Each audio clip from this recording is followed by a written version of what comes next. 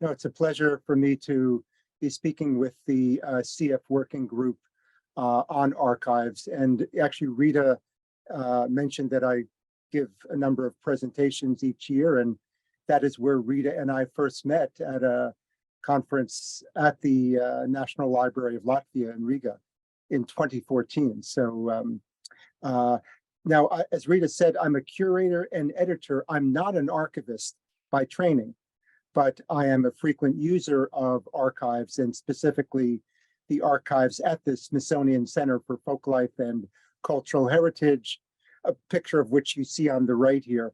But I'll be talking this evening about the relationship between the archives at the Center for Folklife and Cultural Heritage, we call it CFCH, relationship between the CFCH archives and the Smithsonian Folklife Festival, which I'll talk about in more detail. But the photo you see on the left here is a photo that was taken as part of the research for a Smithsonian Folklife Festival program on the Mekong River. So let's see, make sure I've got, yes, so just very quick background about the Smithsonian Institution, which is based in Washington, D.C., which is where I am at this time. The Smithsonian Institution is a complex of museums. We currently have 21 museums that make up the Smithsonian. Most of them are in Washington, D.C., and the Smithsonian was established by an act of Congress in 1846 to promote the increase and diffusion of knowledge. I like that phrase very much. And the money to establish the Smithsonian came from a British scientist named James Smithson, who did not have any living heirs. So he gave his fortune to the United States government to establish an institution in Washington, D.C. that would promote the increase and diffusion of knowledge. He never visited the United States, but his gift has had obviously long-lasting consequences. So as I said, the Smithsonian has 21 museums and about 24 research centers. And the Center for Folklife and Cultural Heritage is one of those research centers. We are relatively small within the Smithsonian. That is, the Smithsonian as a whole has probably 6,500 employees. At CFCH, we have maybe 55 year-round employees. So a very small part of the Smithsonian. And our mission, as you see here, is that we say, through the power of culture, we build understanding, strengthen communities, and reinforce our shared humanity. Those are our three goals that is part of our mission. And everything we do, from the archives to the festival to our Smithsonian Folkways recordings, we have a record label. All these divisions of CFCH are intended to build understanding, strengthen communities, and reinforce our shared humanity. So I'll be talking about these, I'll be talking primarily about the Folklife Festival and about the archives as part of CFCH, and how each of them learns from each other and complements each other, collaborates with each other. So I'll begin with the archives that is named for Ralph Rinsler, who's the man you see on the left holding the microphone. Ralph was the founder of the Folklife Festival in 1967. By training, he was a musician himself. He was a producer. He was an impresario. He was the manager for the folk musician Doc Watson. But he was brought to Washington in 1967 to establish the Folklife Festival, and we have named our archives in his honor. The person you see on the right is our senior archivist, Jeff Place, who is holding what may be our most valuable artifact, which is this. It is the original acetate recording of Woody Guthrie singing "This Land Is Your Land," which has become almost an alternative American anthem. You know, the official anthem is the Star-Spangled Banner, but unofficially, this land is your land, this land is my land, from California to the New York Island by Woody Guthrie. And we have the original recording in our archives, which Woody Guthrie recorded in the year 1944. But as the archives as a whole, and this is Dave Walker, who's our audio archivist, altogether we have more than 80,000 unique audio, film, and video items. In fact, we have more AV, audiovisual items, than any other unit of the Smithsonian, with 80,000. More than 1 million still images, and then 60 cubic meters, or that's roughly 2,000 cubic feet, for those of us who are not on the metric system, that contains the manuscripts, correspondence, business records, other items, mostly on paper. And then also 61 terabytes of material that was either born digital or that has been digitized, representing the records of Center for Folklife and Cultural Heritage. All Smithsonian units contribute to something called the Digital Asset Management System, or DAMS for short, DAMS. And as of this month, there are 32 million assets in the DAMS that come from all the different units of the Smithsonian. So the column on the right shows you different units. We all have different initialisms or acronyms that you have to have worked at the Smithsonian to understand, but NMNH is the National Museum of Natural History. And they have the largest number of assets. In fact, 36% of the assets in the dams come from natural history, 18% come from NMAC, the National Museum of African American History and Culture, 17% come from the National Museum of American History. And then in the upper left, you can see a thin sliver that CFCH has 2% of the total that is in the dams. And of course, the Smithsonian, like other archives, we are constantly digitizing to make our materials more widely available. Just to show you other things about the Ralph Rinzler Folklife archives, these are screenshots from the archives website that show some of the collections. So in the upper left, you see a major collection are all the curatorial research curatorial programs, curatorial projects. We have the photographs of Diana Davies, who was a well-known photographer, particularly in the 1960s, who documented civil rights struggles in the 1960s. This shows some more materials. On the lower left, you'll see the Moses and Frances Ash. Moses Ash founded Folkways Records in 1948, and the Smithsonian, and specifically the Center for Folklife and Cultural Heritage, acquired the Folkways collection in 1987, 1 year after Moses Ash passed away. But during the 40 years, or 38 years that Folkways Records was in business, they issued more than 2,000 albums, LPs, record albums. That works out to 1 album a week. We don't know how Moses Ash did it because he did not have a large staff, but he was able to produce 1 album a week, which now belong to the collection of the Smithsonian. With Smithsonian Folkways recordings, we'll issue maybe 10 or 15 albums a year. So far below the output of Moses Ash, but we have maintained his legacy with Smithsonian Folkways. Every record that Moses Ash produced is still in print. Unlike a commercial record label where if it doesn't sell, it is dropped from the catalog, that doesn't happen with Smithsonian Folkways. Everything will always remain in print and available. Then you see the bottom, we have Ralph Rinsler papers and audio recordings. And I'll give you an example of that later. Just one more, we've got papers of Woody Guthrie. We have, and you see on the top row, we have the records of the Smithsonian Folklife Festival, starting from 1967 to the present.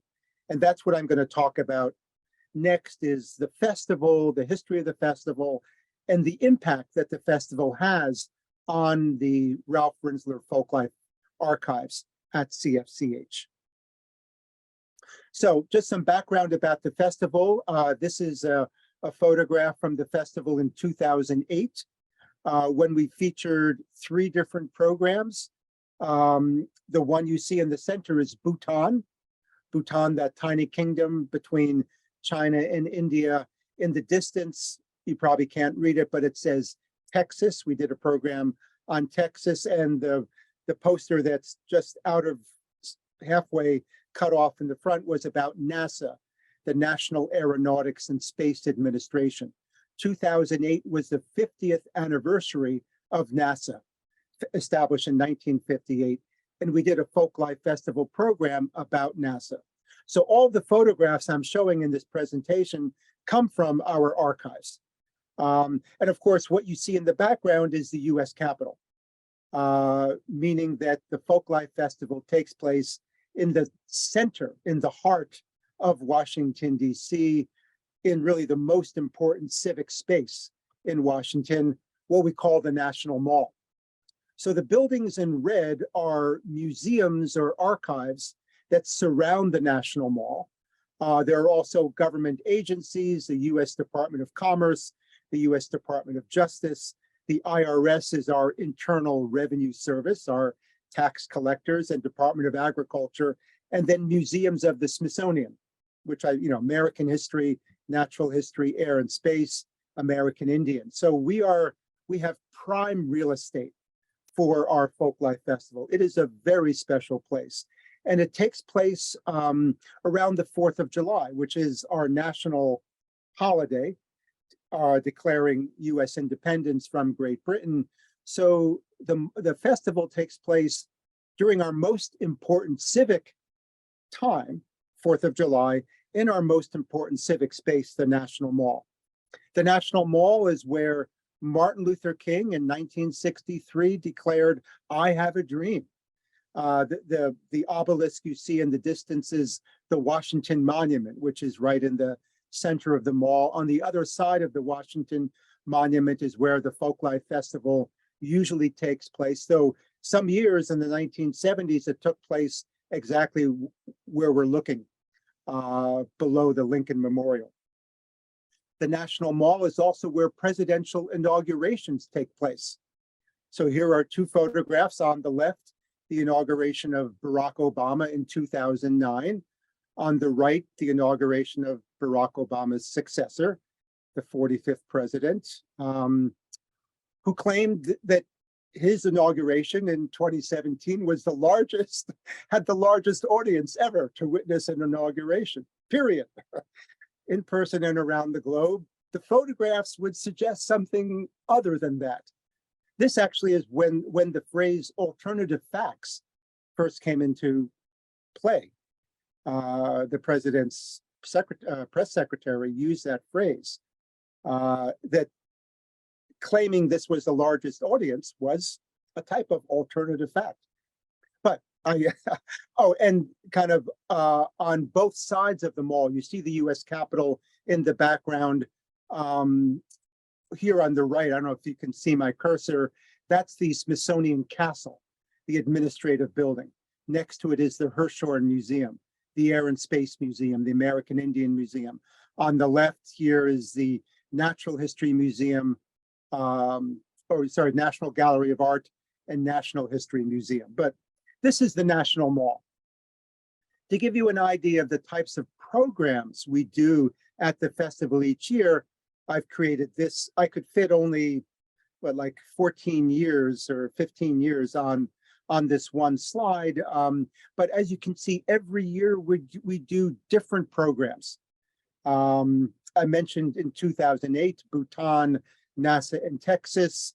The next year, Wales, a program on African American speech called Giving Voice, Asian Pacific Americans, Colombia, Hungary, China, Kenya, Peru. So we'll sometimes do one country like we did last summer on United Arab Emirates, but not always. And for this summer, we have two programs, one that is on living religion in the United States and one on the region of the Ozarks, which is an area in the central United States that encompasses the states of Arkansas, Missouri, and Oklahoma. But one thing I love about working at the festival is every year we are doing different programs. We are learning new things. We are meeting new people. We are sharing our research and our productions with different audiences every year who are attracted by different programs. But all of these festival programs, since the festival was established in 1967, are documented in our archives.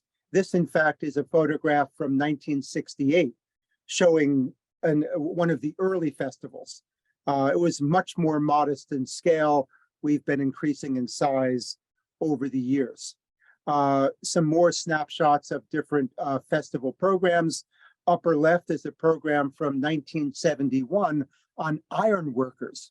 We often look at occupational cultures. And we've done a variety of different occupational groups. NASA, National Aeronautics and Space Administration, being one such group. In 1986, we did a program on American trial lawyers. And people were asking, why are trial lawyers at a Folklife festival?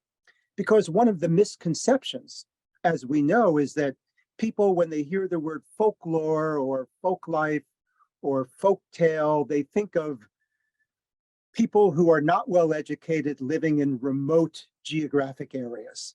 And what our program on trial lawyers did very successfully, I think, is it showed that folklore, you'll find folklore among a highly educated group, trial lawyers, most of whom live in urban areas.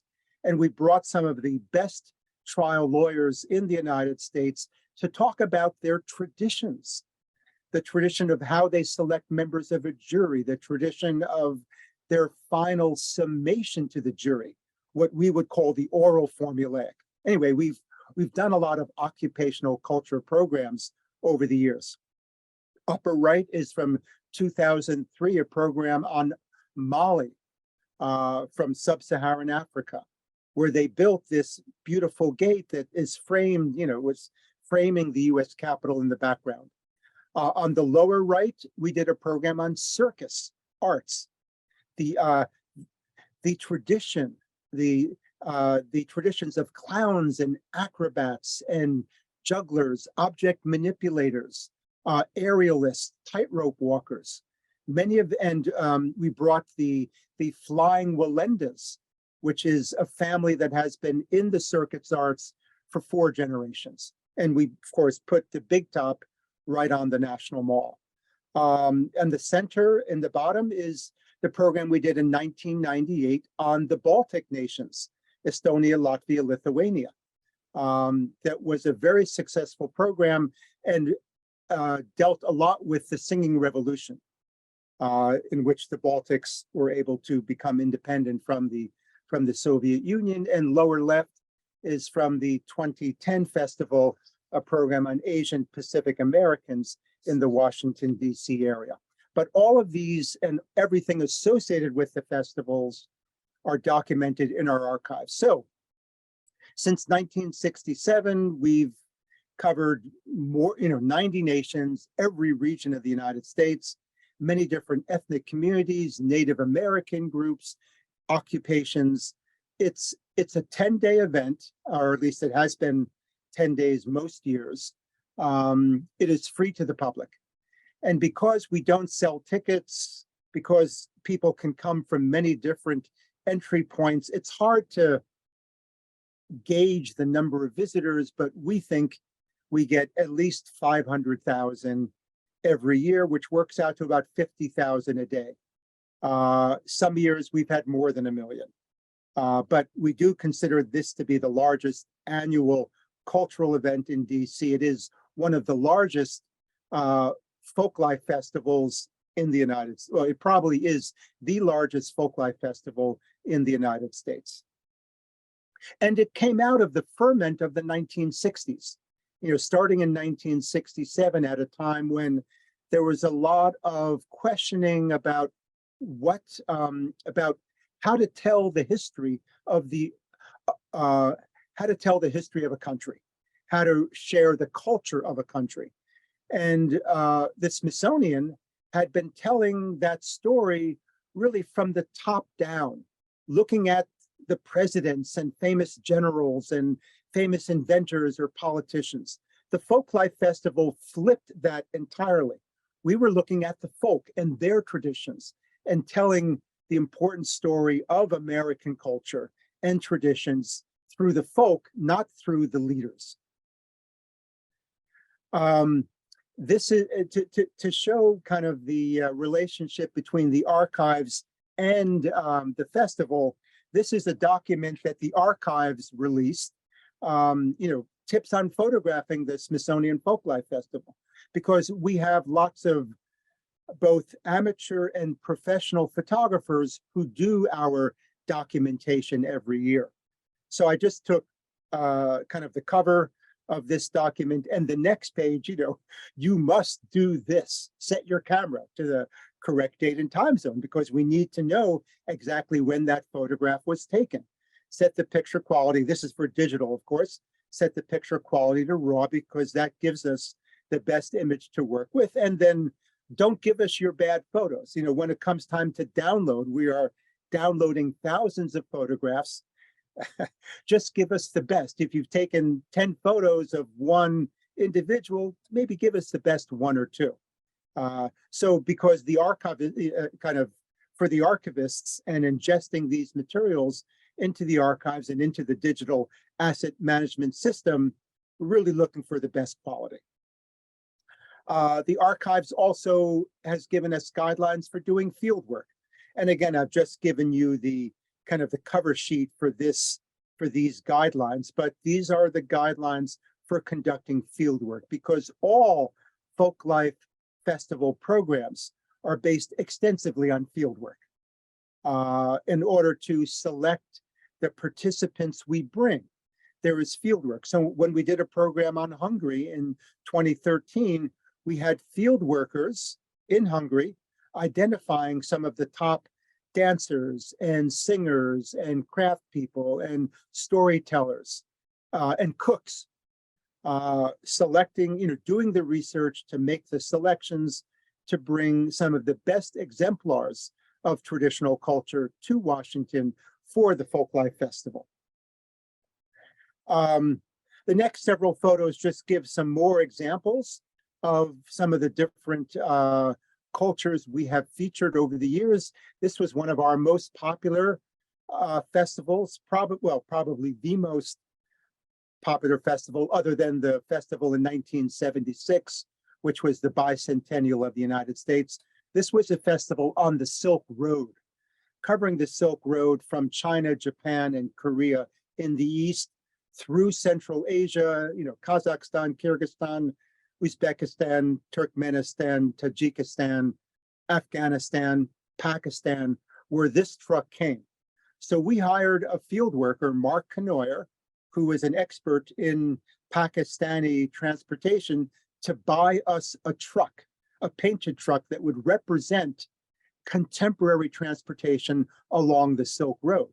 We also brought some Bactrian camels to show earlier means of transportation along the Silk Road, the caravans in which camels played a very important part.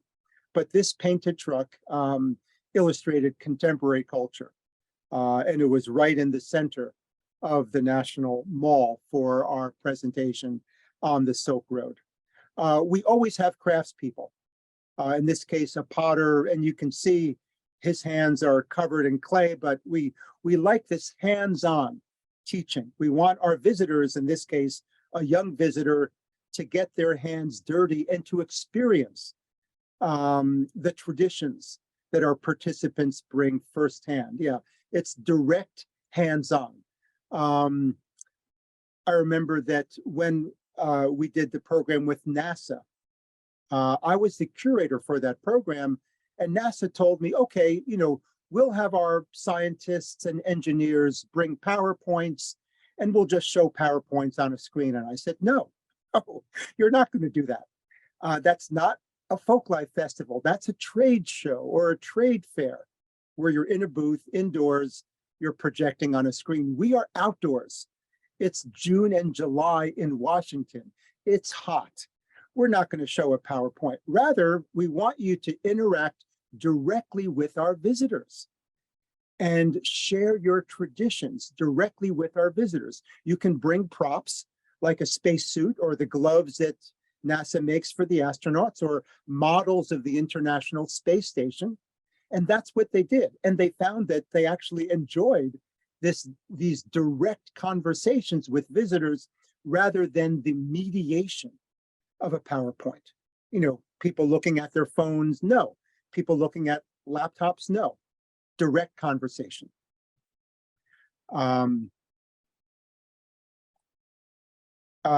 We always have discussion stages, or what we call narrative stages, where we discuss some of the important issues. So this photograph taken in 2014 at the China Folklife Festival program, we have a moderator who will sometimes serve as translator, and then two participants speaking about their traditions. Now, all of these narrative sessions are recorded, and all of the recordings live in our archives. And we're in the process of digitizing as many of these as we can, providing transcripts, again, to increase the accessibility for the public, for researchers, but that's why the archives at CFCH are so important for maintaining and preserving the events, the discussions at our Folklife Festival. This was a photograph from 2013. We did a program called One World, Many Voices that looked at endangered languages around the world, or languages that are threatened because there are not many speakers of a particular language. We brought the Silex from the coast of Oregon in the Western United States as part of that. And we have, of course, many recordings of them speaking about the tradition, about the threats to their language.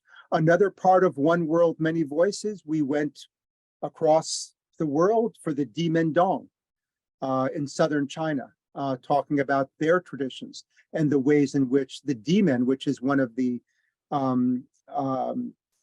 Dimendong, one of the ethnic minorities in China, are working to preserve their traditions in the face of massive migration within China, people moving from rural areas to the cities. The Dimendong, there's an eco-museum in that community, is working very diligently to preserve their traditions and their culture. Or a program we called The Will to Adorn, which was African-American fashion and culture. The phrase, the will to adorn, comes from Zora Neale Hurston, famous folklorist, anthropologist, African-American, who coined this phrase to describe the ways in which African-Americans adorn themselves, with creative responses, as you can see in this photograph. And then my final photograph from the Folklife Festival was the program we did in Hungary, 2013. Of course, dance is a very important part of Hungarian culture. We built this dance barn, and actually the person on the left comes from a Hungarian community in what is now Romania. But Transylvania, of course, was part of Austro-Hungary, went to Romania after the First World War, but those dance traditions are still being maintained. And then a final example, I had mentioned the 2,000 cubic feet of documents, correspondence.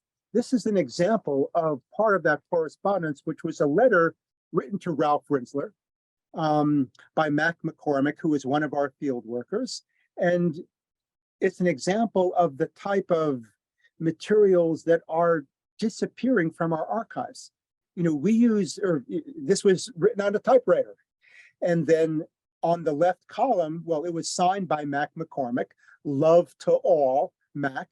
And then in the left-hand column, Ralph Rinsler annotated it. He wrote a note to Peg. It says, Peg, please check with Ernestine. Okay, well, Peg and Ernestine were people working with Ralph. But this kind of correspondence is no longer being added to our archives. And this is something maybe I'd like to discuss with all of you, is what are you doing with the digital correspondence, with all of the emails? I know that at the Smithsonian, we are not saving it. And people come and go from the working on the Folklife Festival. We are not saving, we are not preserving their digital correspondence, which would be the equivalent of Mac McCormick's letter to Ralph Rinsler. And I keep saying that when someone retires or someone leaves, we need to save their email, but no one's doing that. Maybe it's on some server somewhere, but I don't know. So this is my final slide. This is a photograph of the staff of the Smithsonian Folklife Festival in 2017.